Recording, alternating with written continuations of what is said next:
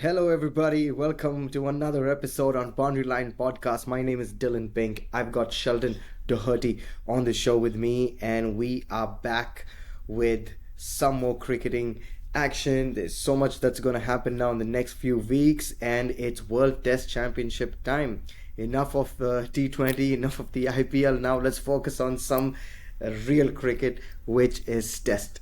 And there's nothing better than Test cricket. All players and everybody that dreams of becoming a cricketer dreams of playing at least a Test match for their side. And it's down to these two sides now. The World Test Championship cycle that runs, all teams that participate in it, and we've only down to now South Africa and Australia that have made the top two, and they would be playing the World Test Championship there. It's really an important one there. It's going to happen in at Lords, of course. Australia have won it last time, so they are the defending champions. Previous champions being New Zealand, who won it the first time. And guess what? Both Australia and New Zealand beat one team, which is India. Unfortunately, India not playing it this year's cycle, but we've got South Africa, who have done absolutely brilliant, to reach the final. And can they stop the Australian juggernaut is what we're going to be discussing. But before going ahead, requesting our viewers, please hit the like button, subscribe to our channel, and don't forget to leave your comments in the comment section what you think about the World Test Championship and who you think is going to win this over the next 5 days there. And let's get straight into it. Sheldon, we're back with some real cricket, man. Back with some really interesting cricket. Both of us, I know, love Test cricket a lot, and we wake up when matches are being played in Australia, or stay up late, I know, when matches are being played on the other side of the world as well, and just to watch some Test cricket there. But are you excited now? World Test Championship final, South Africa finally making it after all that they've been through. I mean, they've had a very interesting journey, which we'll come to, Sheldon. But how are you feeling about the World Test Championship? Dill, it's brilliant. I mean, you can argue about the format and the system, Dill, but Yeah. I think once we get to the final, it's a brilliant experience, Dill. It's a tournament which I think can improve, but once you get to the final, it's always brilliant, Dill. Two wonderful sides, and I think it's going to be magnificent, Dill. It's going to be at the home of cricket at Lords as well, Dill. Should be a terrific game. I think it's going to be overcast as well for the start of the game. That always makes it Man, more, more. when is it not overcast, man? Yeah. Please tell me that.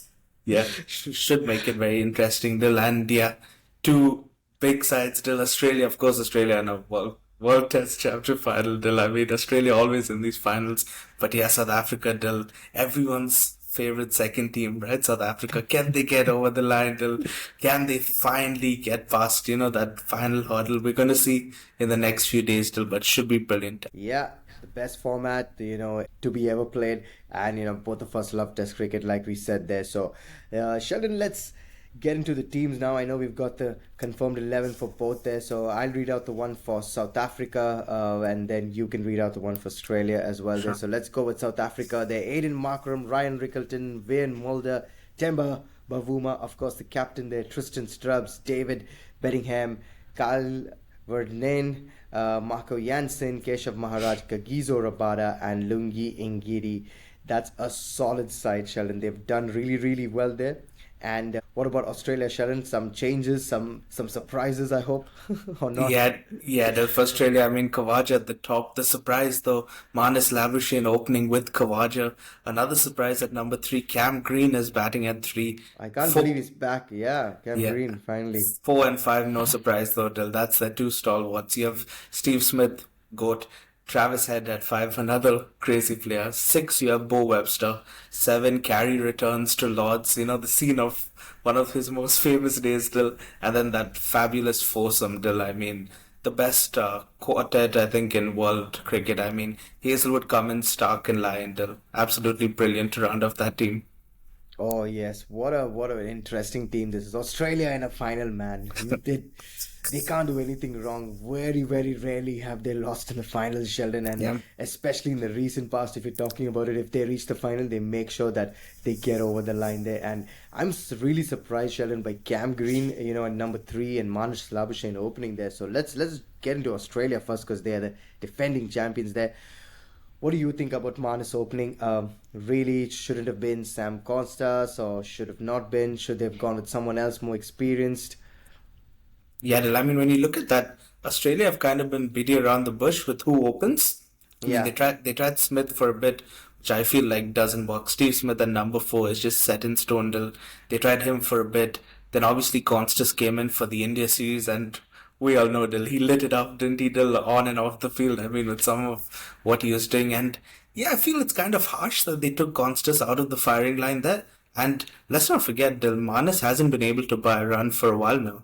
He's really yeah. been struggling. And we get it. Marnus, for a long period of time was brilliant in Test cricket. Dill. He was averaging over 60 at one point. But just over the last year or so, Dill, he's just fallen off. His form's been very shady, and many Australians were saying he should have been dropped, in fact.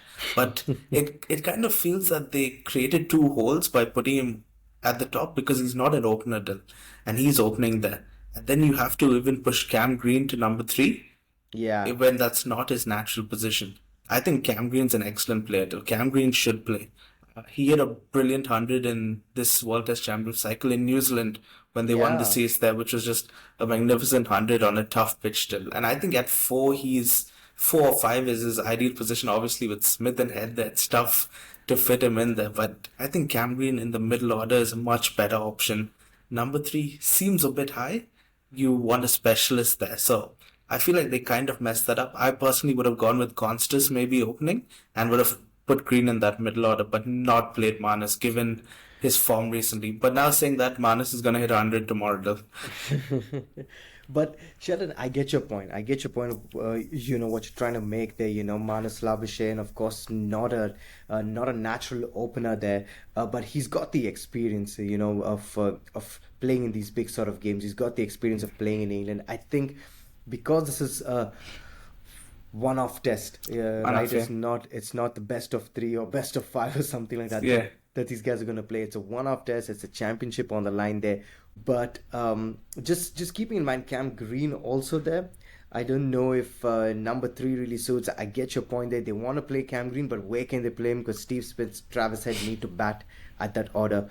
Bior Webster, I don't know, was another surprise for me. How come he's in the squad there? I really thought they should have gone Khwaja, another opener, maybe Sam Constas, even though it's new and you want to risk it.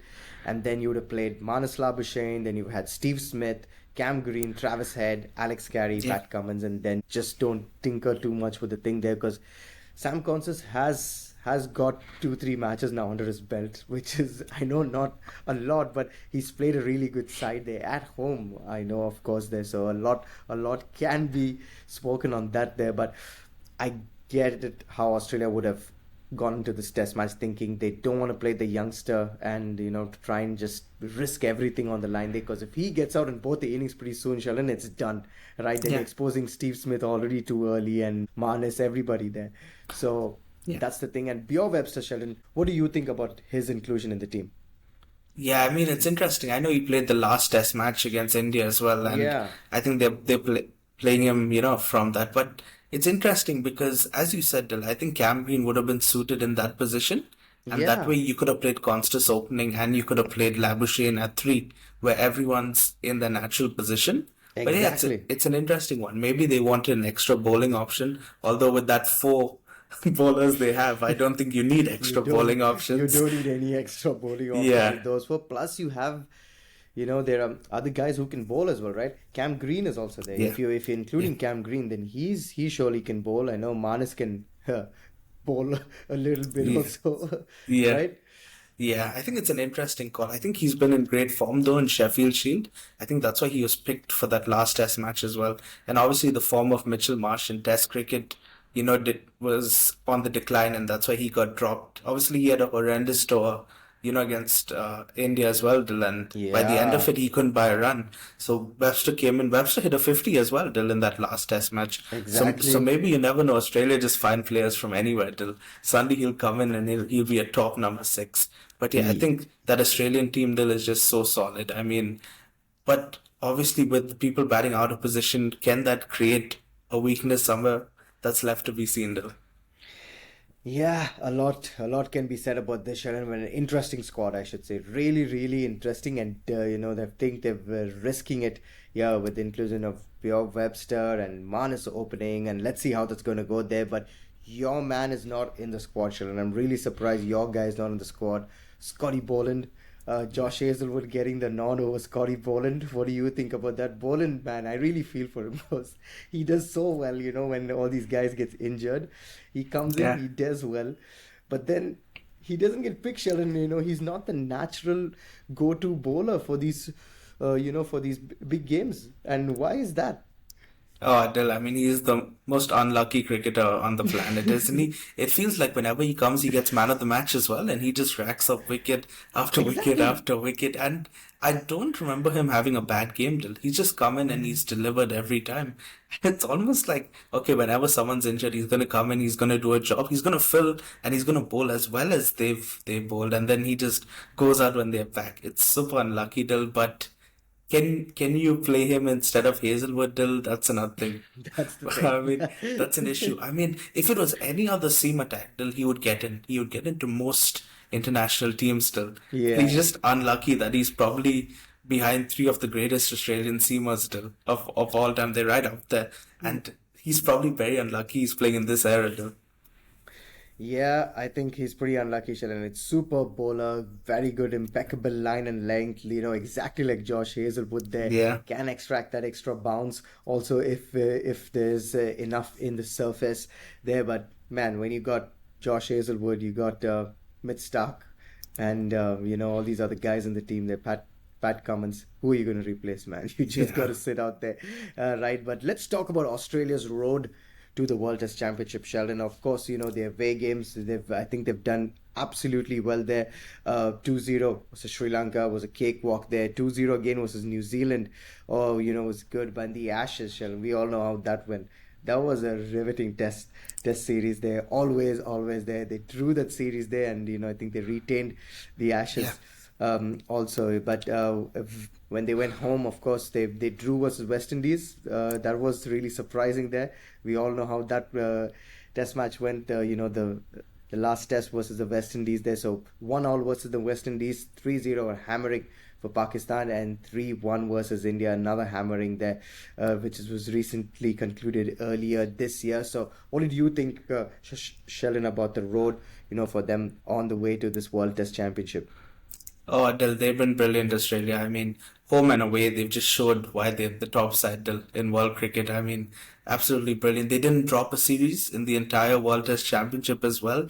And to think they had to play England and India, Dil, which, two of the toughest teams they had to play. Obviously, they played away in New Zealand as well. New Zealand have a great record at home, Dil, Yeah, or did have a great record until recently where they've started losing. But yeah, Dil, when you look at that away in Sri Lanka, not easy, Dil. not Not many easy. teams Yeah, can go to Sri yeah. Lanka. And Why? keep in mind, Sri Lanka, I think, where they were Still in really with a good. They were chance. still Yeah, in with a chance in both the yeah, test matches there. So yeah. yeah, I thought Sri Lanka could have won that, but some silly mistakes there. But yeah, go on. But yeah, the Australia just seem to have all boxes ticked, like all over, whether they're home or away.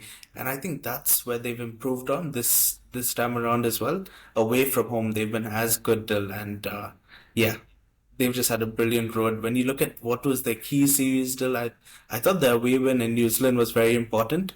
I think that was on the back of the West Indies drawn test On the series drawn test series, as yeah. well. So everyone was like, oh, how are they going to do? They might struggle here. Are there cheeks in this Australian armor? And then they went into New Zealand, and I thought Carey also had a good series. Very good He, series, man. Really good because series, Ash after Carey. the Ashes, he had a bit of a dip in form, but then I thought in that series against New Zealand, he really picked up. And Cam Greendale, a brilliant series he had there. I mean, I think he scored 200s as well. He was absolutely superb at number four. Unlucky he had that injury deal after that where Yeah, and he ruled him was out. completely out of the World Test Championship cycle, man. Yeah. And then obviously, like at home, Australia are just a different beast still. And there they were too strong for whoever they played at home. But yeah, interestingly, you talk about road maps, right? And we will come to South Africa, Dil, and the big discussion going around is it fair that some teams play, certain teams and some don't? And just to put in comparison, Dil, Australia had some of the toughest series, right? South Yeah. Africa, for example, they had India in South Africa, which is tough series. Obviously, that toughest series they played, but they had some lighter fixtures. You'll say they had away series against West Indies and Bangladesh, right? They Yeah. had an away series against New Zealand, and they had two home series against Pakistan and Sri Lanka. They didn't play Australia. They didn't They play didn't play England. England. Yeah. Yeah, And they man. played two test matches at home against India. So when you look at that, Dil, I know obviously you still have to play well. And we're going to talk about how well South Africa played, Dil. But do you feel this format is fair, Dil? And the fact that South Africa mostly play two match series, they don't play three or four. And they work on a percentage, right? Dil? That's how they calculate, Yeah. the points. So it's easier to get 100% right in a two match series than to get in a four or five match series. So, do you think till that the format is right? I mean, ultimately, yes, South Africa did brilliantly, but there seems something that's not right there, right? Dil? Absolutely, even I felt that, but then again, it comes down to the ICC and whoever's Yeah. making these fixtures. They really got to think there, because keep in mind, I think South Africa sent a B grade team, I think, or C grade Yes, team to New yes. Zealand, and they lost that, and they didn't even care, and they're not even in the thing for this World Test Championship, running for the World Test Championship. To be honest, there, but. Series against West Indies, series against Bangladesh can be debated, because Australia also played Sri Lanka and West Indies, to be honest, and West Indies drew versus Yeah, versus correct. them, and Sri Lanka were in with a bit of a chance there, but Australia being too strong won that series there. So I can understand those series. West Indies and Bangladesh must have been like really thing, but to be honest, also you got to see the other teams who they also want to play, because England, I think, have a jam-packed schedule, and that's absolutely India. I think England, Australia, and India have jam-packed schedules, and I think even the South Africa series, home series against India, they squeeze that one in. They squeeze this two-match series in, and I don't get two-match series, like you said. It either needs to be three or more than three. So it doesn't really. I don't really get it. Just playing two matches there, because India won one, and South Africa won one, and that's about it. So whoever's like making these fixtures really need to like get down on, to it, and it also comes down to the top eight side, Sheldon. In this, you don't want to be playing the other teams. I think teams like India, Australia, and India, you know they don't want to play teams that are very low in the thing, right? In the ranking, they want to have riveting test matches. They want to have exciting test matches played against like the top teams, because that improves them. But how do you improve the other teams then? How do the other teams Yeah. get up there? So it's a lot to take into discussion there and see where this actually fits in there. But I think South Africa had it a bit easy. But given the fact that I would say, given the fact that they sent like a C grade squad to like New Zealand and were completely out, and they had a home series, I think, against India, Sri Lanka, and Pakistan, which Sri Lanka, Pakistan, fairly good sides, I should Yeah. say. Not completely bad. Pakistan, I know cricket's on the downward spiral there for them there, but I think they did fairly well against these teams there. And of course, New Zealand and I mean West Indies, Bangladesh, they played there and won that 1-0, 2-0 respectively.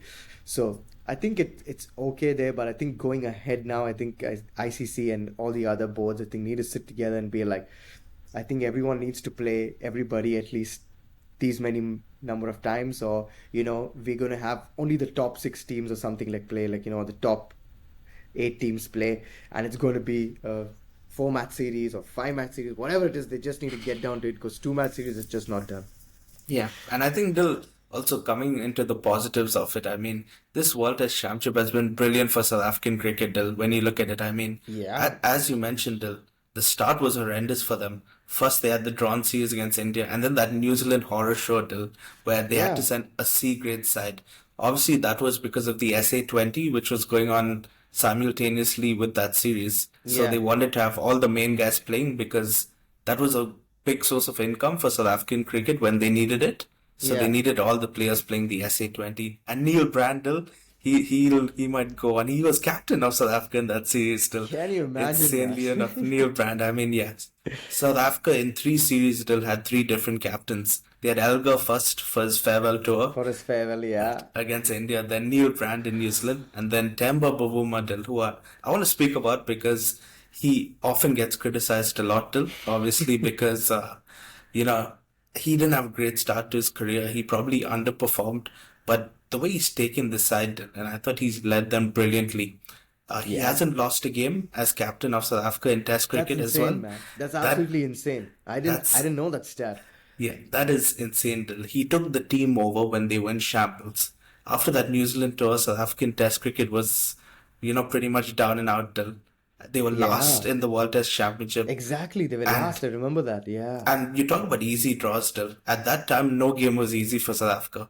Yeah. After that New Zealand game, no matter who they played, and they went to West Indies, and it was a pretty tough tour as well. They won the Exactly. last game, and they managed to win that series. And since then, Dil, South Africa have been brilliant. They played superbly well in Bangladesh, and yes, we said Bangladesh, but Bangladesh are tough to beat, Dil, in Bangladesh Yeah, at home. Yeah. on the spinning tracks 2-0. Tony DeZorzi hit an excellent double hundred in Double the hundred. Yeah. yeah, in that game. Superb. Superb. I Stubbs as remember well that. Yeah. played a brilliant knock. He made 100, and a lot of different players have stepped up for South Africa during this World Test Championship cycle as well. You have players like Varane. He also hit a Varane. Yeah. couple of hundreds. Ryan Rickelton as well, Of and course. one of the great moments actually was when South Africa qualified that game against Pakistan. It was a Yeah. low scoring game, but South Africa, being South Africa, always make it entertaining. They'll, Superb, man. That was a really and superb game. I I remember think it that. was Yeah. Janssen and Rabada in the Yeah. end. Janssen. Exactly. Janssen Janssen was batting there. Yeah. and Rabada, and they hit it, and that was such a great moment for South African cricket, who have been, they've been right low, Dil, but that was a moment of joy, and they have a chance now, Dil, to do something really special. And this team, obviously, when you compare them on paper, you'd probably say they're not as strong as Australia, Yeah. but you know, they play as a team, Dil. That's what Bavuma's got them doing. And Yeah. I think if they play as a team, Dil, they can surely compete. And you never know, Dil. It's a one-off test. Anything can happen. If they get overcast Exactly. conditions and they're bowling on day one, you just never know. And if South Africa can put in their best performance, they could win it, Dil. You never know. Exactly, man, and they've got a real world-class bowling lineup there. And Yeah. I think the bowling's really strong. Gizo Rabada, Lungi and Giri, Marco Janssen there, three super fast bowlers, and I think in some way they also match what Australia's got Yeah. with their bowlers there. So I think it's good. And Aiden Markram at the top shell, and he's been really good also for them, consistently scoring, be it in any format. He's right up there, Aiden Markram. Ryan Rickelton, of course, had a decent IPL, but now is going to get into Test match. He's played well this World Test Championship cycle, and Temba Bavuma, like you said, Sharon. What a brilliant way like he's led so far. And you're right, a lot has been said about him. The way he plays, he takes too much time and doesn't rotate strike enough. And the jokes and memes are there for everyone to see there. But to put all that aside and to get your team to the World Test Championship final, that when nobody gave you a chance, I think speaks volumes about his leadership. So really looking forward to it there. But who's going to be the key for both these teams, Sheldon, Australia and South Africa? Who do you think is going to be the key players to watch out for? Oh, Dil, I mean, I think top of the order for South Africa is so important. To see off that Australian new ball pair is so important if South Africa are to do well. I think in their top three, Dil, I'd go for Markram. You mentioned Markram, Dil. He's so key, the way he sets the tone. He had a brilliant 100 against India, Dil. I remember on such a shit pitch. I remember like when they played, it was doing a lot. He had a Yeah, magnificent 100, Dil, and Markram's that type of player, Dil. And he has some spice with the Aussies as well, Dil. I remember back in when they played in South Africa, it gets the best out of him. And I think in a final, Dil, I think Markram's so key. And yeah, you look at Rickelton, Dil, he hit a brilliant 100 in the series against Pakistan, which they played at home recently. I think the openers are key to set the tone.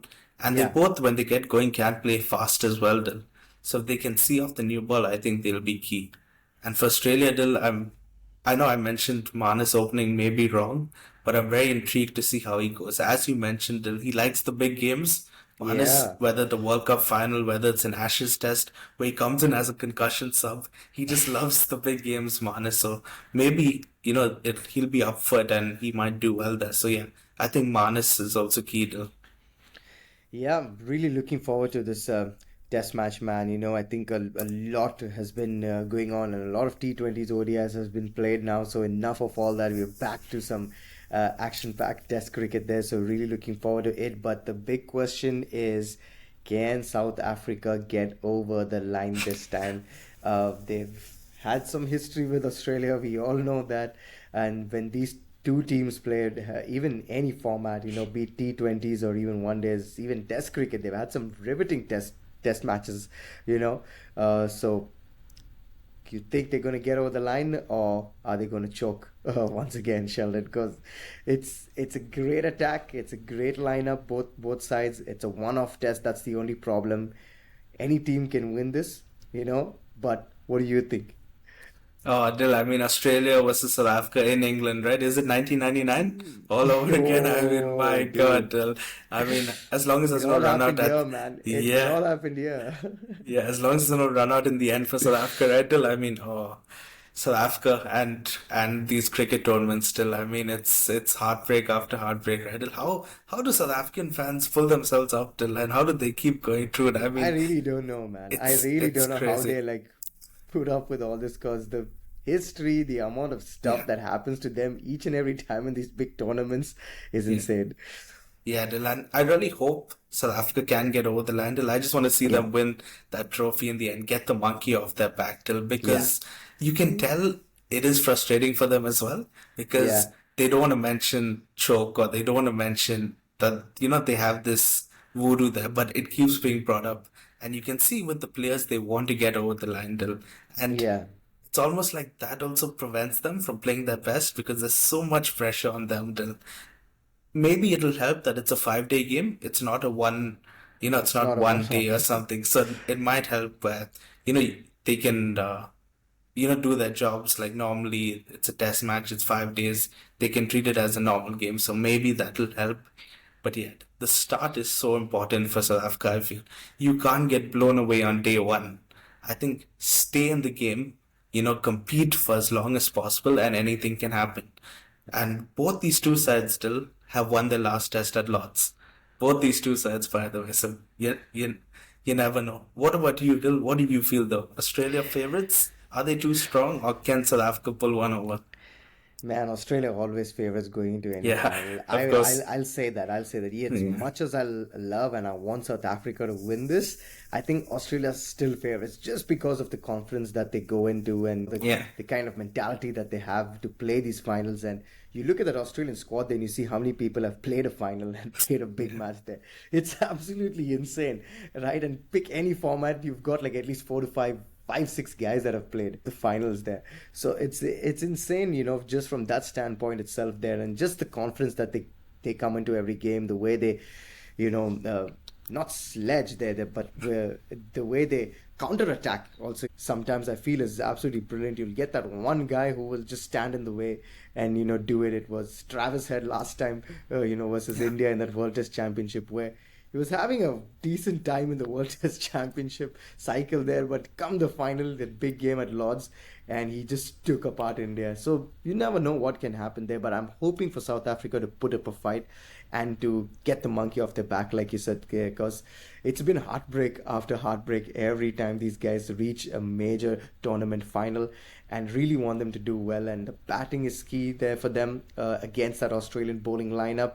But I also feel the bowling is what that can win them this World Test Championship, because they've got a fantastic bowling lineup. I think Marco Jansen is going to be a very key bowler for them. And in the batting, I think it's going to be Markram that needs to lead with the bat. I feel so. That's just according to me there. But guys, let us know in the comments what you think. Who is going to be the key for both these sides there? It's going to be interesting to see who's going to finally lift the third World Test Championship. And yep, that's it from us on the podcast, guys. Thank you so much for watching the video. It's been an absolute pleasure. And shout out to all our viewers for subscribing to our channel. We really appreciate all the support and love that's been shown to us. And don't forget to follow us on Instagram. The handle's down in the description. And we'll see you soon in the next video. Stay tuned for more cricketing news.